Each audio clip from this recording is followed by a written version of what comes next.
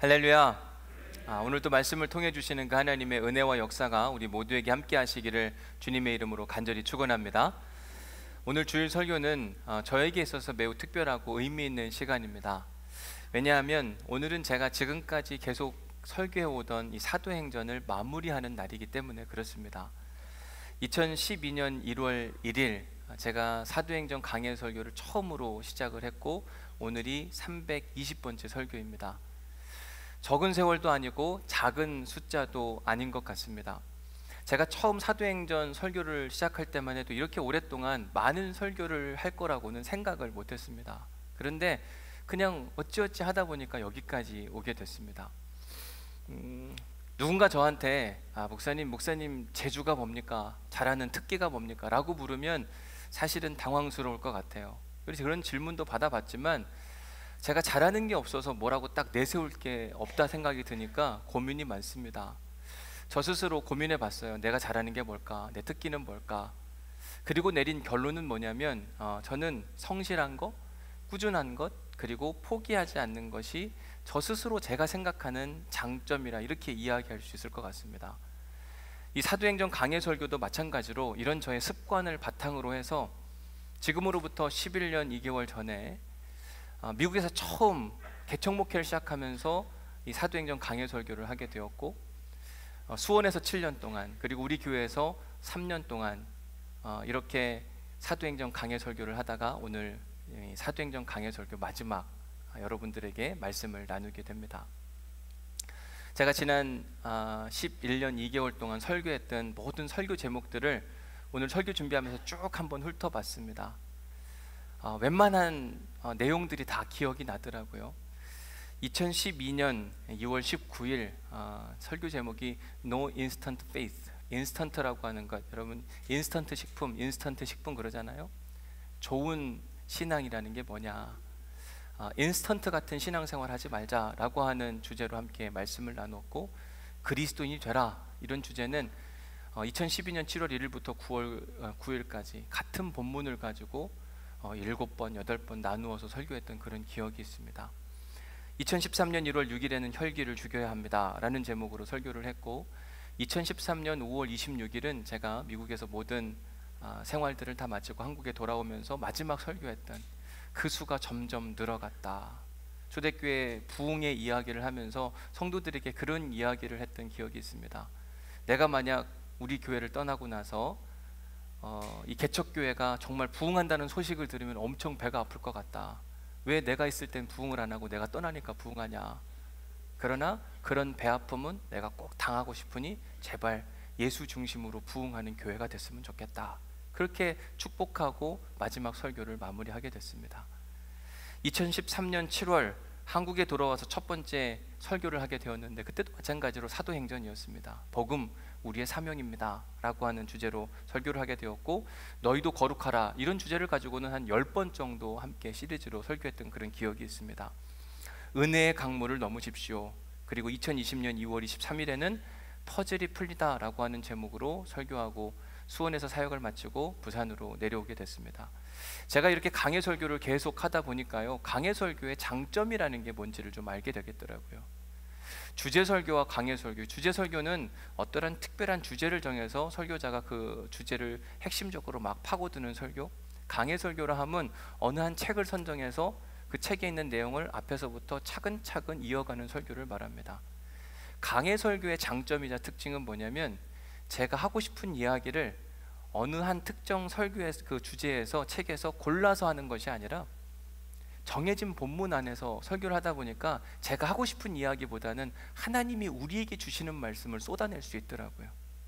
하나님이 제가 하고 싶은 이야기를 철저하게 배제하도록 만드시는 은혜가 강해 설교 안에 있습니다. 강해 설교는요, 제가 임의로 본문을 정하는 게 아니라 정해진 본문 안에서 하나님이 우리에게 주시는 말씀을 발견하는 그런 특별한 설교의 방법입니다.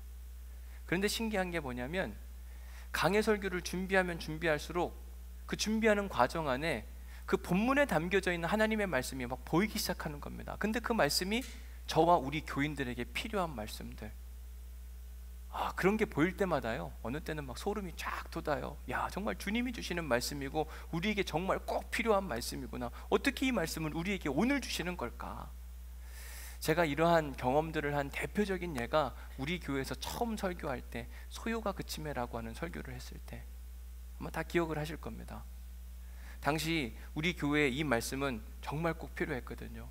제가 이전 교회에서 사도행전 19장 33절 이하의 말씀을 가지고 퍼즐이 다 풀렸다, 왜 하나님이 이렇게 하셨는지 알겠다라고 하는 고별 설교를 마치고 우리 교회 부임 설교를 해야 되는데 어떤 말씀을 함께 나눠야 될까?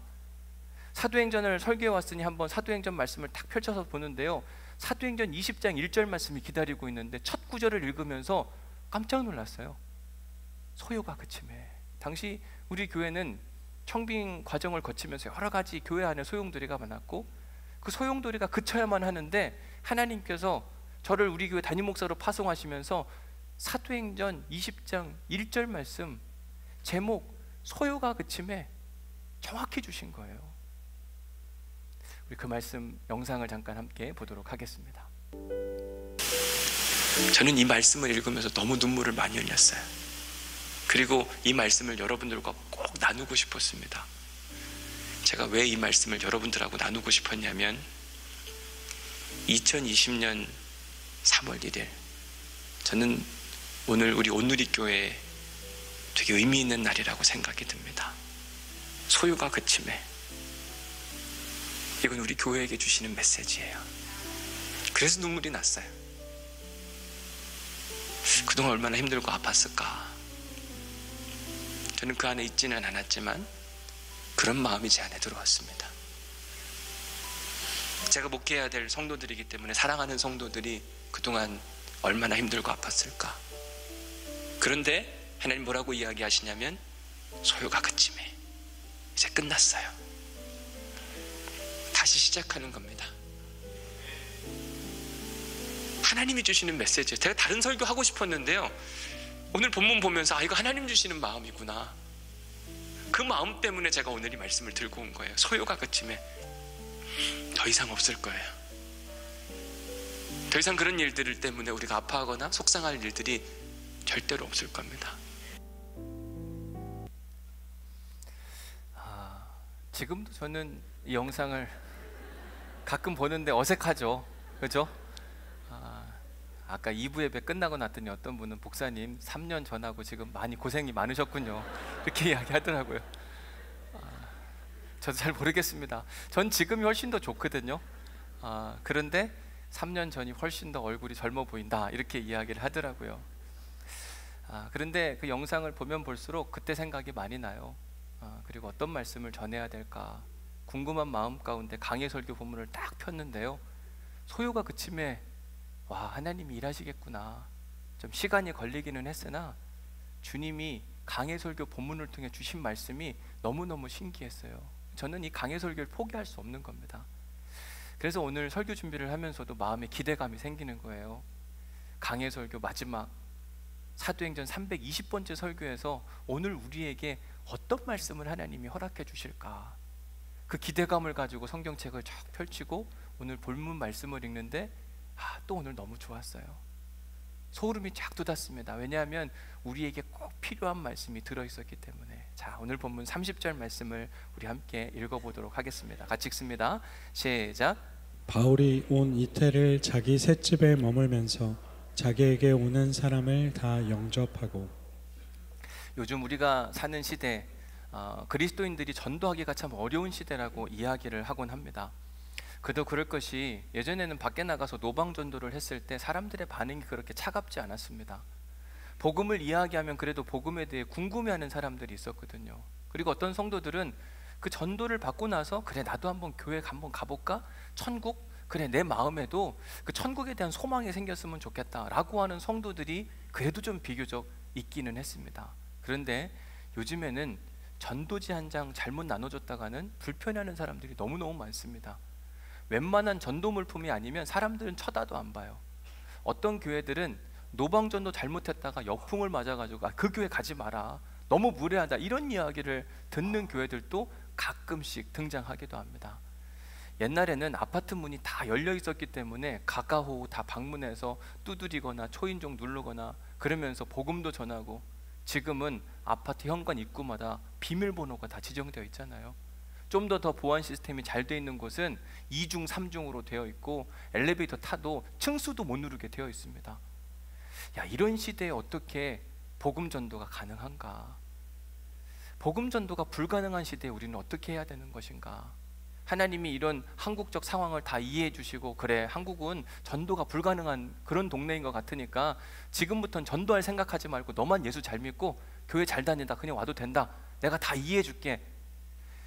하나님이 이런 반응을 하시는 것이 아니라 오히려 이렇게 전도가 불가능한 시대에 어떻게 하나님 나라 복음을 다른 사람들에게 전할 수 있는지, 그 비결들을 오늘 본문인 사도행전 28장에 고스란히 담아주고 계신 겁니다. 그 말인즉슨 전도가 불가능한 지금 이 시대에도 하나님은 하나님 나라 복음이 온 세계 가운데 전달되기를 간절히 원하고 계십니다. 즉, 우리가 복음 전도자의 사명을 온전히 감당해야 된다. 어떻게 감당할 수가 있는가? 오늘 본문에 등장하는 사도 바울이 처한 상황 역시요, 복음 전도가 그리 가능한 상황은 아니었습니다. 바울이 AD 60년 로마 제국의 수도인 로마의 미결수 신분으로 도착을 하게 됩니다. 다행히 하나님의 특별한 은혜를 입어서 그가 감옥에 가지 않았고 그가 가택연금 상태에 머물고 있었다, 이렇게 말씀을 드렸죠. 그래서 어느 한 도심의 변두리 지역의 허름한 집 하나를 빌려서 유대교 사람들을 불러 모아놓고 하나님 나라와 십자가 복음을 전하게 돼요. 참 신기한 건 뭐냐면, 감옥에 갇혀 있으면서도 왜 복음을 증거를 하는가? 그 정도쯤 되면 사람들이 이해해 줄만 하잖아요. 감옥에 갇혀 있으니까 복음 전도 못하겠다, 어쩔 수 없는 상황이다, 그냥 이해해 주자. 그런데 바울은 신기하게도 감옥에 갇혀 있으면서도 하나님 나라 복음을 전합니다. 그 이유가 뭔가 다른 게 아니라 자기가 하나님 나라를 경험해 보니까 너무 좋은 겁니다. 행복한 거예요. 자기만 알고 있기에는 너무 아쉬운 거, 좀 전하자. 여기선 전할 방법이 없을까? 그리고는 사람들을 불러 모아서 아침부터 저녁까지 하나님 나라 복음을 전했습니다. 물론 그 결과가 그렇게 썩 좋지만은 않았습니다. 지난주에 살펴본 것처럼 사도행전 28장 24절에서 그 말을 믿는 사람도 있고 믿지 아니하는 사람도 있었다. 여러분, 지난주 설교를 기억하시면 믿는 사람이 많았습니까? 믿지 않는 사람이 많았습니까? 믿지 않고 거부하고 이렇게 반대하는 사람들이 훨씬 많았다. 그런데 말입니다, 신기하게도 그렇게 사도 바울을 향해서 손가락질하고 거부 반응을 보였던 사람들이 다시 사도 바울을 찾아와서 그에게 하나님 나라 복음을 들려달라고 하는 이야기가 오늘 본문 안에 담겨 있는 거예요. 바울이 로마에 와서 2년 동안 자기가 얻은 셋집에서 머물고 있는데 사람들이 끊임없이 찾아오더라. 저는 이게 신기했습니다. 분명 바울은 미결수 신분이었습니다. 로마 사회에서 가장 가난한 지역에 살고 있었고, 그가 하는 이야기는 십자가와 부활이라고 하는 어찌 보면 허무맹랑한 이야기임에도 불구하고 사람들이 그의 이야기를 듣고 싶어서 2년이 지났음에도 불구하고 계속해서 찾아오고 또 찾아오고. 왜 사람들은 사도 바울을 끊임없이 찾아왔던 것일까? 여러분, 우리가 전도를 한다, 전도하려면 전도 대상자가 있어야 되고 그 대상자를 찾아가고 복음을 전해야만 합니다. 이게 일반적인 패턴이에요. 그런데 진짜 복음을 잘 전하는 사람의 특징은 내가 누군가에게 전도를 하기 위해서 사람들을 찾아 나서는 것을 넘어서 어떤 사람들이 자기를 찾아오도록 만드는 거예요. 다시 바꿔 말해서 전도를 잘하려면 밖에 나가서 누군가를 막 찾아다니고 전하려고만 하지 말고 나를 찾아오도록 만들어라. 그래서 여러분, 오늘 설교 제목을 보면 뭐라고 되어 있습니까? 찾아오게 해라. 제가 2월, 3월 이렇게 우리 교회 안에 있는 사업체 신방을 하다 보니까 사업체를 운영하시는 분들이 많습니다. 그런데 사업체 운영하시는 분들 중에 정말 더 사업을 잘하시는 분들의 특징이 있더라고요. 그게 뭐냐면, 영업 잘하는 분들을 통해서 뭐 제품도 소개하고 회사도 소개하고 필요하죠. 그런데 거기에 머무르지 않고 오히려 고객들이 그 회사를 찾아오도록 만드는 겁니다. 내가 찾아가서 그 회사를 소개하는 걸 넘어서 고객들이 막 찾아와서 이것 좀 꼭 제품 좀 달라고 이야기하고 우리와 함께 파트너십을 갖고 일하자고 이야기하는 것, 이 얼마나 대단한 방법이에요. 이런 측면으로 봤을 때 사도 바울은요, 하나님 나라 비즈니스를 하는 사람인데 탁월한 사람이었어요. 왜 그런가? 맨 처음에는 그가요, 사람들을 찾아다녔어요. 오라고 초청했습니다. 사도행전 28장 27절 말씀, 사울 후에 바울이 유대인 중 높은 사람을 청했다, 오라고 이야기한 겁니다. 바울이 머물고 있는 그 셋집의 사람들을 불러다가 하나님 나라 복음을 아침부터 저녁까지 전했거든요. 그런데 이게 나중에 변해서 어떻게 되는가? 그들이 날짜를 정하고 그가 유숙하는 집에 많이 오니, 분명히 사도 바울을 향해서 저 사람 미쳤다, 저 사람 이야기는 들을 필요도 없다, 반대하고 거부하는 사람들이 많았는데, 의외로 다시 그 사람을 찾아와가지고 복음을 들려달라. 무슨 이야기냐? 그 이야기의 핵심이 뭐냐? 사람들이 날짜까지 정해놓고 바울을 찾아와서 계속 말씀을 듣는 겁니다. 근데 그게 일시적이지 않은 거예요. 오늘 본문에 보니까 2년 동안 자기에게 계속해서 사람들이 찾아오더라. 저는 이게 너무너무 신기했습니다. 여러분들 같으면 저 허름한 동네에 있는 말도 안 되는 이야기를 하는 사람에게 찾아가서 그 사람의 이야기에 귀를 기울이겠는가? 바울은 분명 미결수 신분의 가난한 사람으로서, 그리고 허무맹랑할 이야기를 쏟아놓는데 왜 사람들이 계속 찾아와서 그 얘기를 듣고 싶어 하는 걸까? 물론 바울이 이야기하는 하나님 나라 이야기는 너무나도 재미있고 특별하고 신기한 이야기였습니다.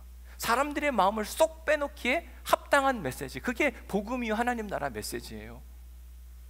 그런데 복음의 본질이 아무리 좋다고 한다 한들, 복음을 전달하는 그 전달자의 인격이 별로라고 한다면 어느 누구도 그 복음에 관심하지 않게 됩니다. 여러분, 제가 여기에 이 컵에 물이 담겨져 있는데 이게 막 생명수고 이걸 먹으면 10년도 젊어지고 이런 막 이야기를 하는데, 그래도 막 양복 입고 하면 그래도 괜찮겠지만, 제가 허름한 옷을 입고 보잘것없는 언어를 사용하면서 그런 상태에서 막 여러분들의 이걸 판다고 생각해 보세요. 목사님이나 많이 드시고 더 젊어지세요. 아마 그러지 않을까요? 바울이 그런 상황인 겁니다.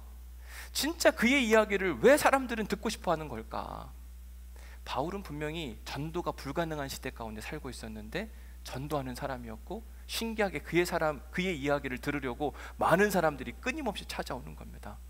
우리도 마찬가지로 전도가 불가능한 시대 가운데 살아가고 있지만 어떻게 하면 하나님 나라 복음이 지금도 전해질 수 있을까?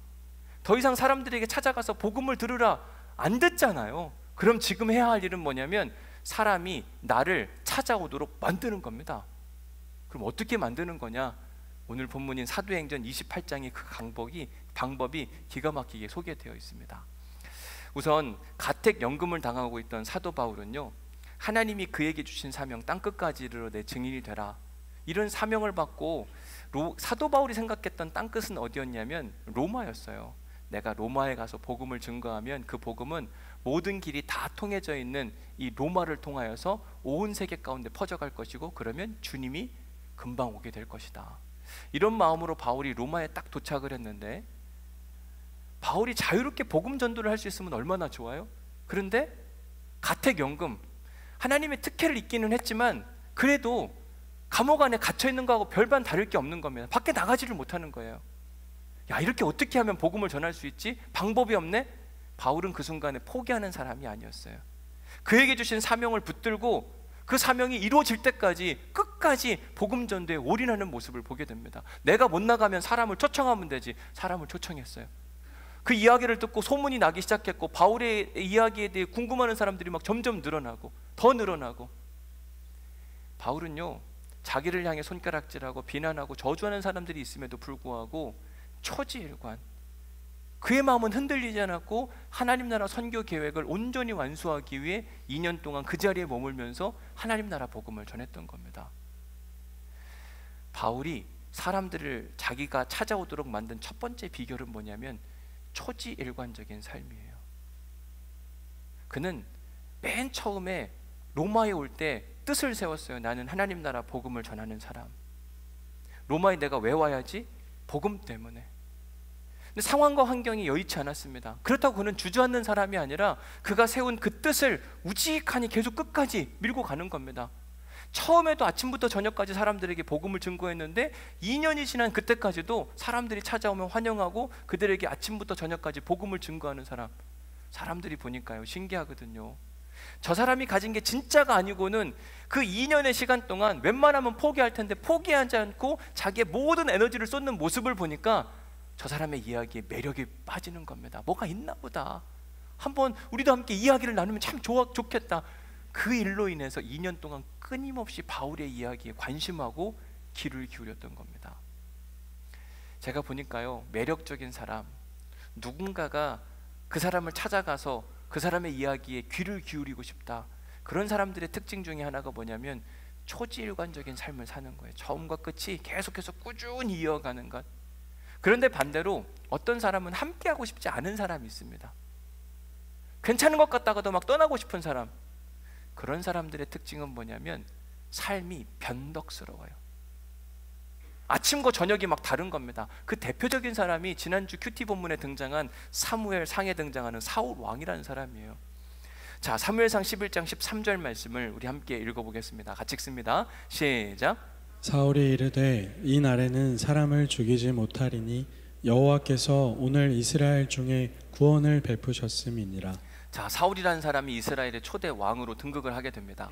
그때 모든 사람의 다 지지를 받은 것이 아니라 일부 어떤 사람들은 저 베냐민 지파 중에 작은 자가 어찌 이스라엘의 왕이 될 수 있는가, 불안당 같은 어떤 사람들은 사울이라는 사람을 거부했어요. 그런데 어느 날 이스라엘에 큰 전쟁이 있게 되었고, 그때 사울이 등장해서 그 전쟁에서 승리를 이끌었습니다. 그랬더니 그 주변에 있던 신하들이 하는 이야기가, 왕이시여, 그때 당신을 모함했던 사람들을 지금은 처단해야 되지 않겠습니까? 그게 옳은 거 아니겠습니까? 그때 사울이 했던 이야기가 바로 11장 13절 이야기예요. 사울이 이르되 이날에는 아무도 죽일 수가 없다. 이렇게 좋은 날 왜 죽이냐? 다 품어 안자. 얼마나 멋있어요. 자기를 막 반대하고 했던 그 모든 사람들을 품어 안는 멋진 사람. 그런데 사무엘상 18장 8절 말씀에 가서 보니까 사울이 그 말에 불쾌하여, 예전에는요 마음이 넓은 사람이었어요. 대단한 사람. 그런데 어느 순간부터 말 한마디에 불쾌하고 막 화를 내고 자기 마음대로 행동하는, 처음과 끝이 완전히 달라져서 점점 더 사울 곁에는 사람들이 막 떠나기 시작하는 겁니다.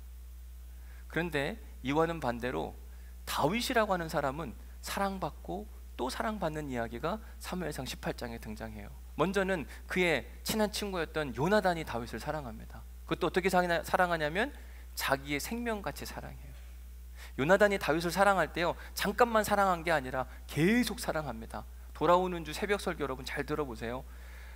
요나단이 다윗을 얼마나 사랑하는지 자세히 등장을 하거든요. 뿐만 아니라 요나단만 사랑한 게 아닙니다. 온 이스라엘과 유다는 다윗을 사랑하였으니, 한 사람을 사랑한 게 아니라 온 이스라엘 백성들이 다윗을 다 사랑했다. 왜 다윗은 이렇게 사랑받는 인생을 살 수밖에 없었을까? 성경은 다윗의 인생을 이렇게 이야기합니다. 다윗은 신실한 사람이었다. 신실한 사람의 특징이 뭔지 아세요? 처음과 끝이 같은 거예요. 하나님을 사랑하는 마음과 백성을 사랑하는 마음이 동일했어요. 사람들은 그 모습을 보니까 사울과 다르네, 다윗을 너무너무 좋아했어요. 오늘 본문에 등장하는 사도 바울도 똑같았습니다. 하나님을 사랑하는 마음이 처음과 끝 달라지지 않았어요. 똑같습니다. 아니, 더 많이 사랑하면 사랑했지 타락한 모습을 보이지 않는 겁니다. 사람들이 신기한 거죠. 2년이 지났는데도 불구하고 왜 저 복음에 대한 열정과 하나님을 향한 열정과 사람들 사랑하는 열정이 끊이지가 않는가? 야, 특별하다. 지내면 지낼수록 진국인 사람처럼 보이는 거예요. 여러분, 이런 사람이 곁에 있으면 이런 사람을 우리는 떠나보내고 싶지 않습니다. 붙들고 싶고 그 사람의 이야기를 듣고 싶고 다시 찾아가고 싶고.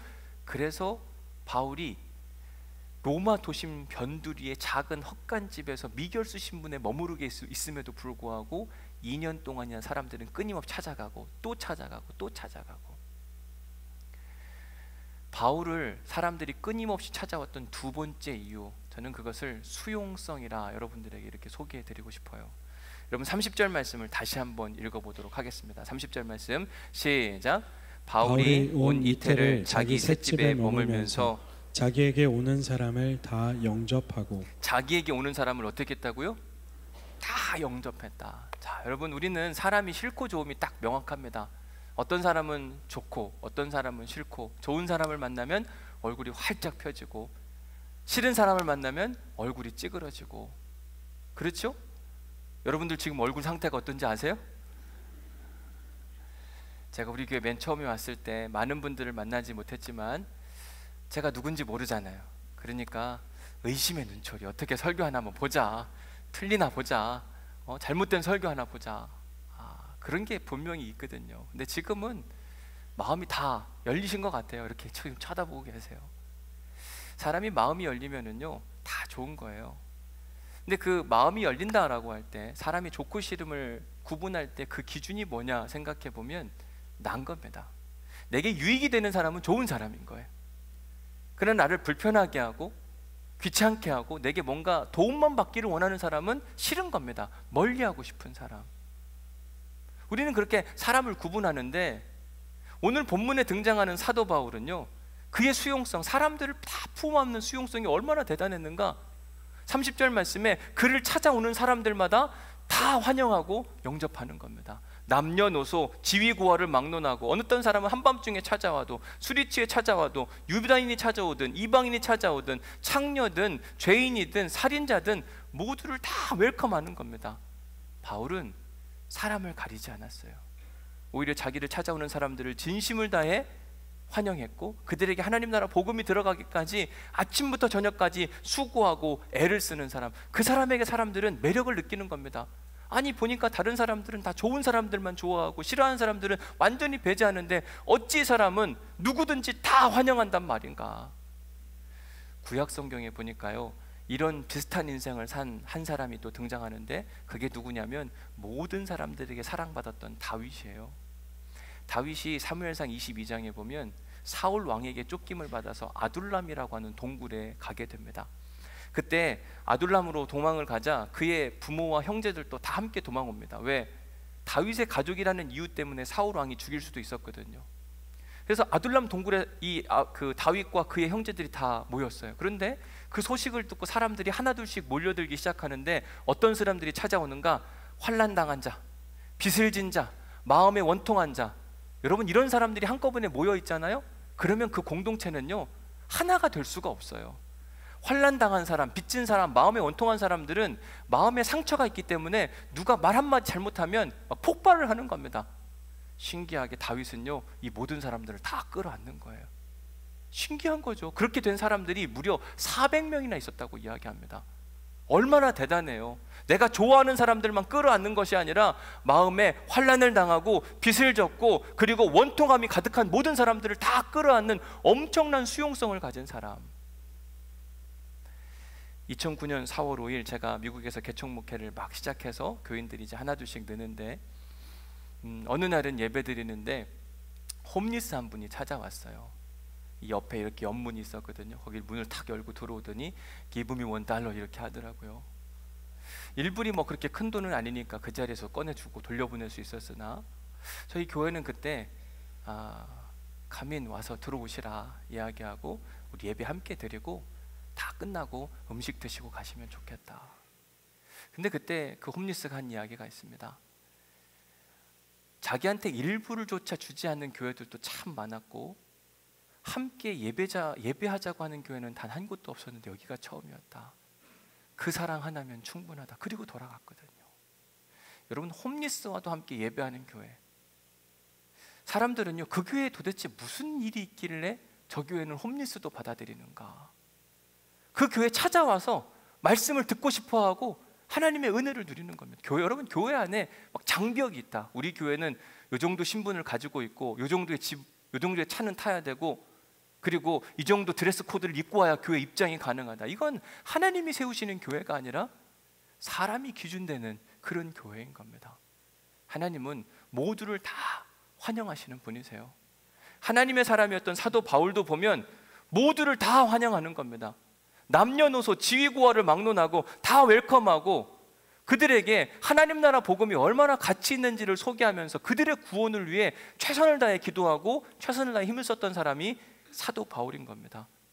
이렇게 마음이 바다같이 넓은 사람을 사람들은 좋아하는 거예요. 저 사람한테 가면 날 받아주네? 가야지. 그랬더니 2년 동안 사람들이 끊임없이 바울을 찾아가는 겁니다.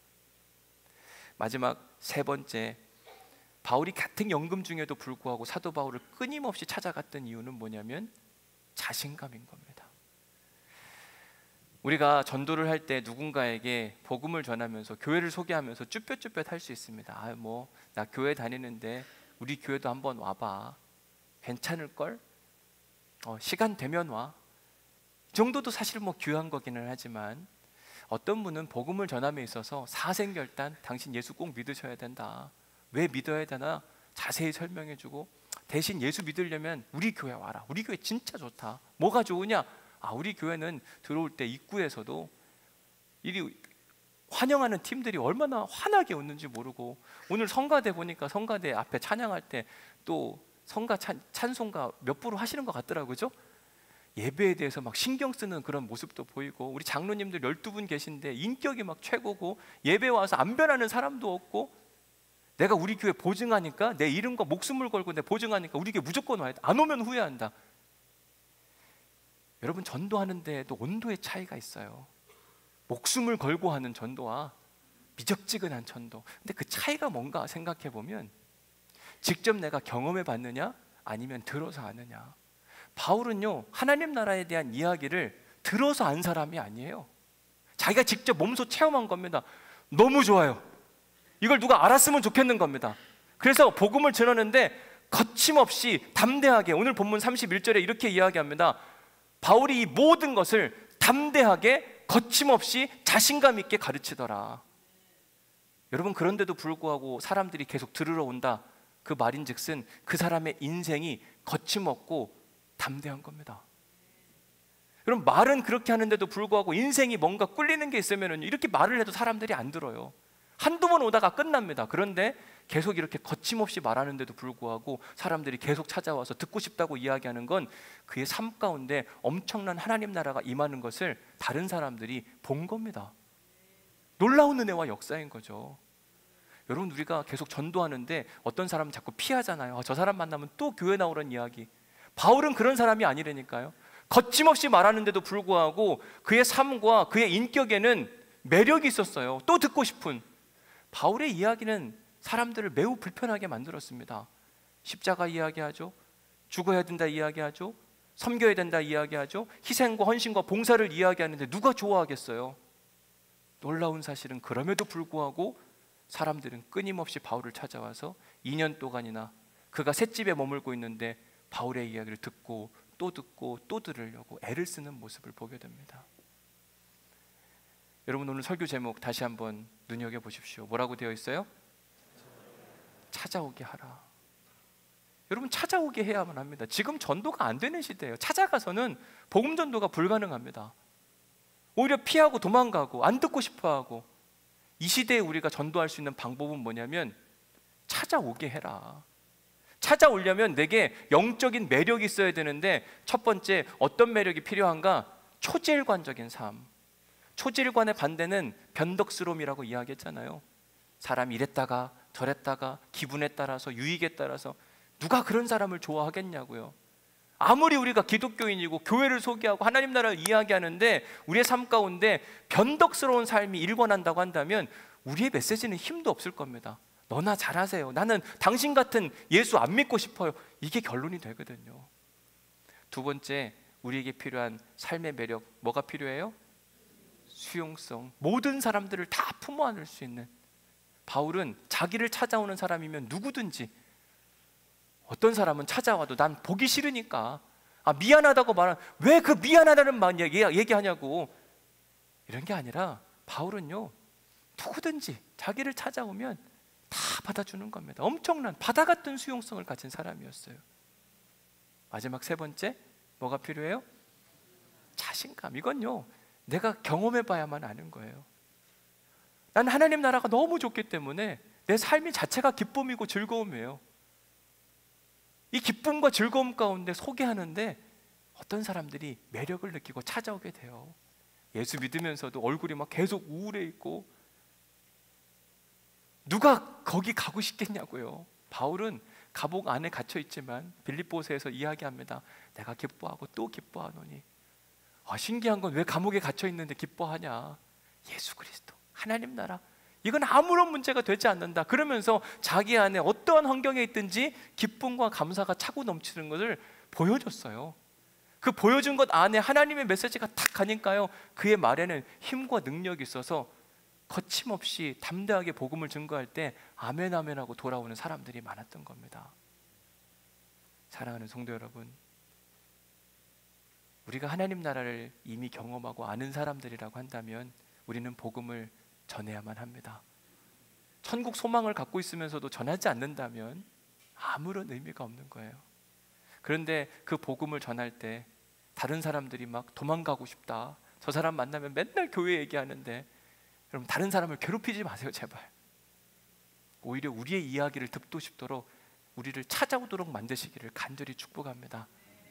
어떻게 가능하냐? 오늘 이야기했던 이 세 가지만 있으면 충분히 가능하거든요. 그로 인해 전도가 불가능 이 시대에 전도하는, 하나님 나라 복음을 선포하는 우리 모두가 될 수 있기를 주님의 이름으로 간절히 축원합니다. 은혜 받은 말씀 적어 보십시오.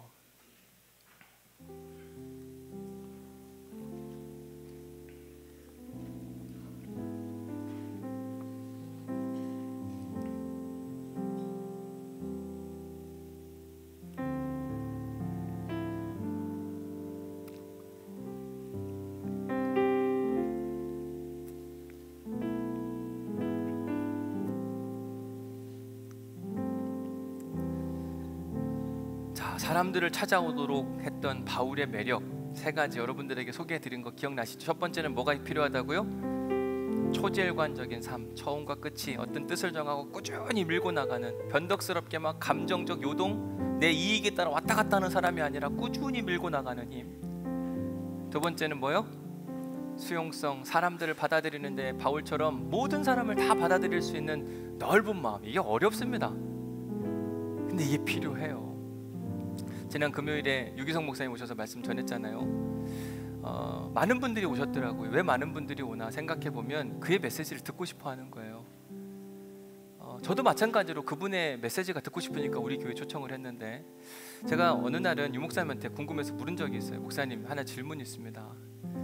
목사님 교회에 보면 부목사님들이 진짜 많은데 제가 알고 있는 어느 분 중, 그분 중에 하나는 진짜 이분은 아닌 것 같은데 왜 계속 데리고 계시는 겁니까?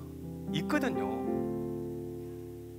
저 같으면 그냥 잘릴 것 같은데, 다른 데 가시라, 목회하시라 그럴 것 같은데 계속 품고 가더라고요. 궁금해서 물어봤더니 예수님이 계시잖아요. 답이 너무 심플해요. 주님이 품으라고 하시는 거예요. 생각해보니까 예수님도 가룟 유다를 품었더라고요. 여러분, 예수님이 가룟 유다 얼마나 싫었겠어요? 저놈 날 팔 놈인데. 짜증나잖아요. 화가 나잖아요. 내칠 것 같은데 예수님이 그렇게 하지 않으시는 거예요. 아, 예수님이 정답이구나. 지난 금요일날 설교에서 그 생명의 끈 이야기하면서 예수님의 끈으로 하나 되라. 좋은 사람은 끈을 연결하고 싫은 사람은 잘라내는 게 아니라, 예수님은 우리가 싫은데도 불구하고 끝까지 구원의 길로 인도하지 않느냐.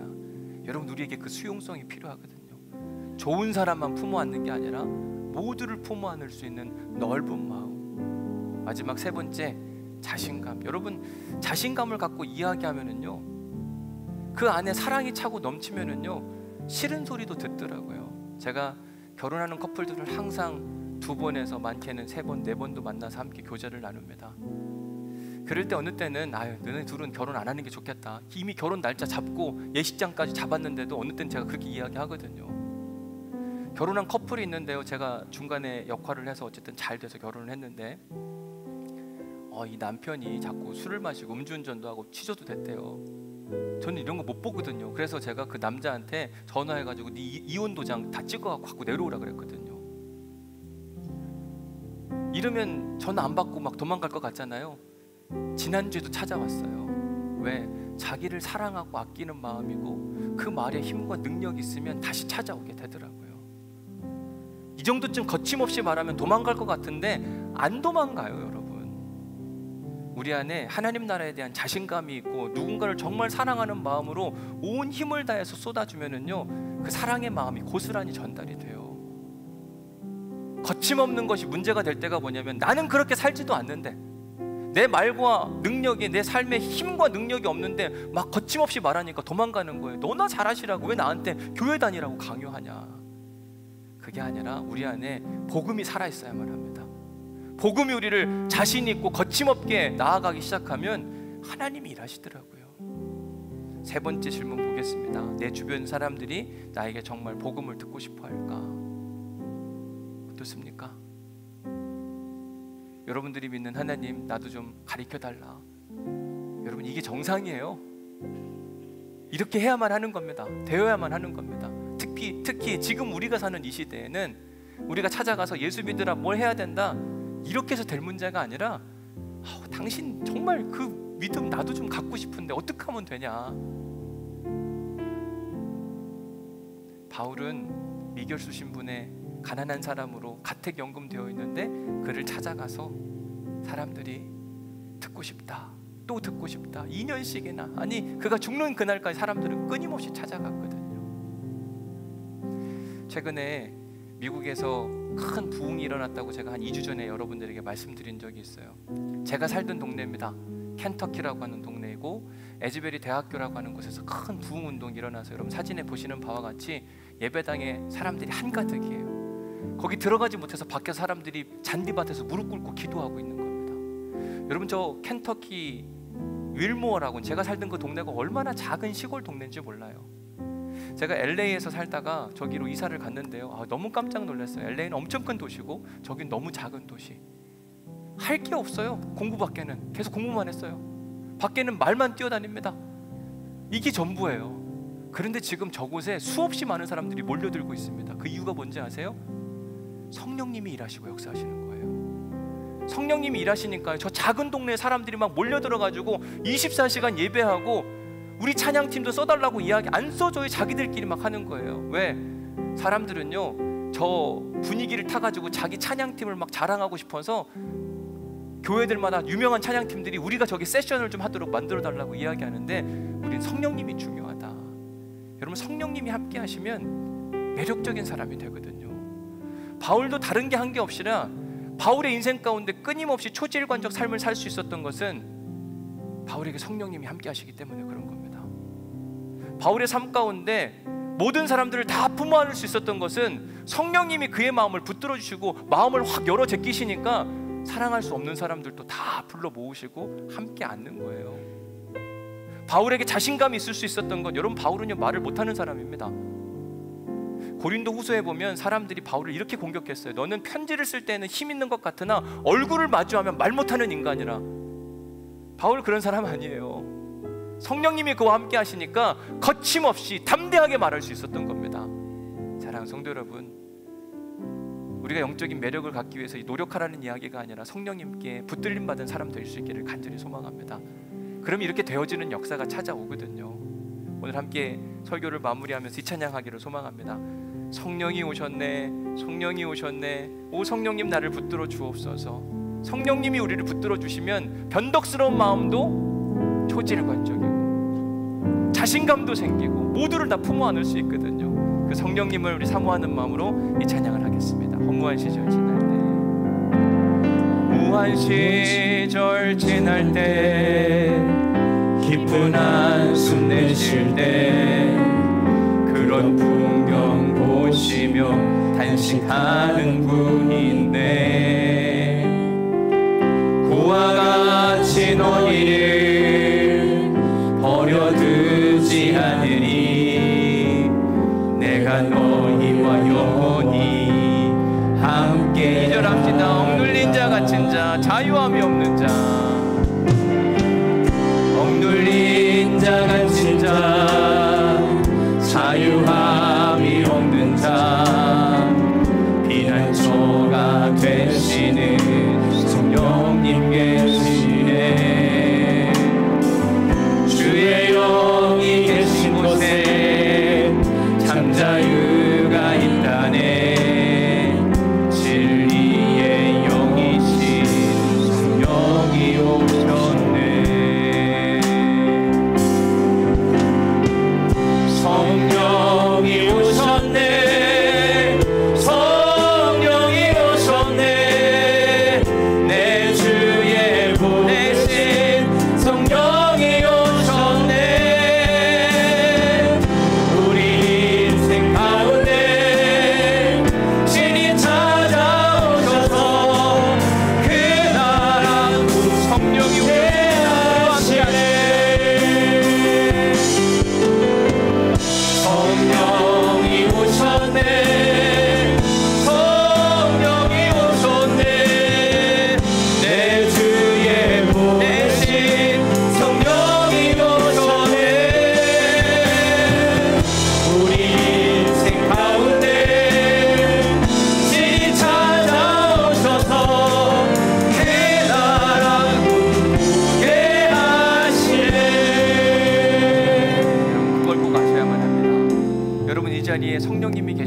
원하세요? 이 자리에 가득 채워주시고 우리의 마음을 깊이 파고들기를 원하세요. 우리가 해야 할 일은 우리의 마음을 열어 제끼는 겁니다. 하나님, 내가 변덕스럽지 않게 하옵소서. 하나님, 내가 다 품어안게 하여 주옵소서. 하나님, 내 말과 내 삶의 지혜와 능력이 있어서 거침없고 담대하게 말함에도 능력이 나타나게 하여 주옵소서. 간절함으로 우리의 마음을 열면요, 그 안에 성령님이 찾아오시고 성령님이 우리의 약점을 깨뜨리실 것이며 그로 말미암아 폭발적인 하나님의 역사가 나타날 겁니다. 그걸 기대하셔야 돼요. 이대로 그냥 가시면 안 돼요. 우리의 마음을 완전히 열어서 주님께 온전히 드림으로 하나님께서 우리를 온전히 감싸주시고 우리의 모든 것을 탈피하게 하시며 우리에게 한없는 은혜와 능력을 베풀어 주시는 그 하나님을 경험할 수 있기를 간절히 소망합니다. 이 시간 마지막으로 찬양할 때 다 함께 자리에서 일어나셔서 이미 우리에게 오신 성령님께서 역사하옵소서, 우리를 다스려 주옵소서, 놀랍게 일하여 주옵소서. 성령이 오셨네. 성령이 오셨네. 성령이 오셨네. 내 주의 보내신 성령이 오셨네. 우리 인생 가운데 신이 찾아오셔서 그 나라 성령이 하시네. 우리의 마음을 다스려 주옵소서. 성령이 오셨네. 성령이 오셨네. 내 주의 보내신 성령이 오셨네. 우리 인생 가운데 신이 찾아오셔서 그 나라 성령님 하시네. 성령이 오셨네. 성령이 오셨네. 내 주의 보내신 성령이 오셨네. 우리 인생 가운데 신이 찾아오셔서 그날 우리 마지막으로 한 번 더 찬양합니다. 하나님, 우리의 마음을 들어줘. 우리의 마음을 들어줘. 성령이 오셨네. 성령이 오셨네. 내 주의 보내신 성령이 오셨네. 우리 인생 가운데 신이 찾아오셔서 그날 함께 하시네. 성령님, 우리의 마음을 주님 앞에 올려드립니다. 하나님, 변덕스러운 우리의 마음을 붙들어 주옵소서. 우리의 유익을 따라 이리 갔다 저리 갔다 하는 그런 사람들이 되지 않게 하여 주옵시고, 하나님, 변질되는 마음이 아니라 동일한 마음을 가지고 살아가게 하여 주옵소서. 오늘 이 예배의 마음이 한 주간 동안 지속될 수 있는 초지일관적인 삶을 살아갈 수 있도록 인도하여 주옵소서. 사람들을 다 품어안기를 소망합니다. 사랑할 만한 사람만 사랑하는 것은 세상 사람도 합니다, 하나님. 그러나 우리의 마음은 좋은 사람만 좋습니다.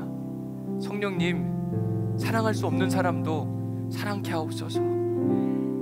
주님의 마음으로 바라보게 하시고, 주님의 마음으로 끌어안게 하시고, 주님의 마음으로 눈물 흘리게 하시고, 주님, 우리 온누리교회가 찾아오는 사람들마다 다 환영하게 하시고 복음으로 변화되는 놀라운 역사 일어나게 하여 주옵소서. 우리의 삶에 자신감 있기를 소망합니다. 일주일 동안 살아가면서 그리스도인으로서 거침없고 담대하게 살아감에도 사람들이 떠나가는 것이 아니라 우리를 찾아오는 역사가 있도록 도우시고 축복하여 주옵소서. 전도가 불가능한 시대에 전도가 이루어지는 교회가 우리 온누리교회가 되도록 도우시고 축복하여 주옵소서. 이제는 우리 주 예수 그리스도의 은혜와 아버지 하나님의 극진하신 사랑과 성령님의 감동 감화 역사 교통 위로하심이 전도가 불가능한 시대에 새로운 전도 방법을 찾아 우리의 인생 가운데 끊임없이 사람들이 찾아오기를 소망하는 우리 온누리교회 모든 성도들 가운데 그 하나님의 은혜와 역사와 전도의 그 폭발적인 은혜가 영원히 함께 하시기를 간절히 축원하옵나이다. 아멘.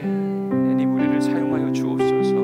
우리를 주님의 주님의 것으로 사용하여 주셔서 우리의 인생을 붙들어 주옵소서. 우리의 인생이 변덕스럽지 않기를 소망하며 기도합니다. 하나님, 이리 갔다 저리 갔다 어디로 가야 될지 모르는 인생이 아니라 진득하니 하나님